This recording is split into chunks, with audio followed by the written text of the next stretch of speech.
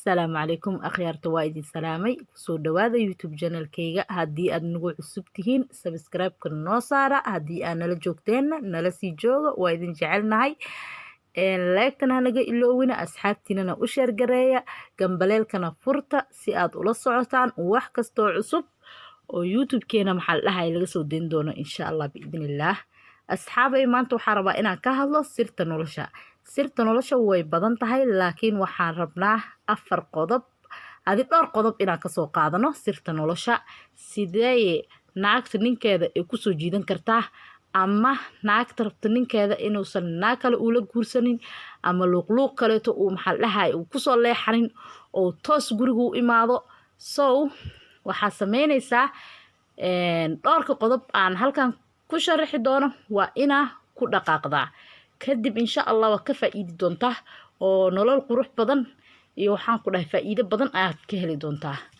number 1 naagta ninkeeda hadduu shaqada ka imaado kaleeto asagoo daalan naagta waxaa loo baahan yahay inay ku soo dhaweyso qalbi furan iyo waji furan iyo waxaa ku dhahay hadal macaan kadibna waxay sameynaysaa waxay ka caawinaysaa inay maxal lahaay shaarka ama kabaho kaleeto ee ka dhigto kaleeto inay ku caawiso wax ceeb ma ahan waa qodobada oo muhiimka oo naagta ninkeeda ay ku kasban karto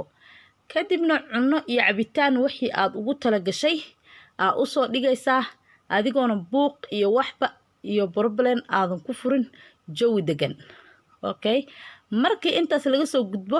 maxaa intaas ka sii dambeeyo maalin waxaa jirto oo xaajigaada oo banaanka ka imaanayo asigoo maxal dhahay daalan zaid u daalan ama maalin oo problem oo haysto ama shaqada inuu dib kala soo kulmay ama waxyaalo kale stress uu iska haayo kadib maalintaas ama maalin kasta haday noqoto xitaa ama marmar adiga waxaa sameynaysaa waa inaa horta number 1 aad xaajigaada la fariisataa oo waqti yar aad la qaadataa howsha guriga wax dhamaado ma ahan laakiin waqtiga inta ugu badan waa inaa xaajigaada aasiisa waqti isla qaadataan kadibna aad massage u sameysaa habeenka uu daalan yahay kaleeto oo stresska ama wax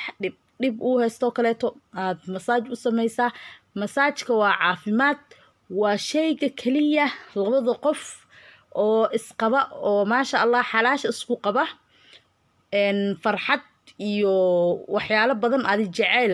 dhaxdooda yaani ku abuuraya massage-ka qofku wuxuu ilowsiinayaa shaqadii iyo dhibkii iyo daalkii yaani wixii uu soo maray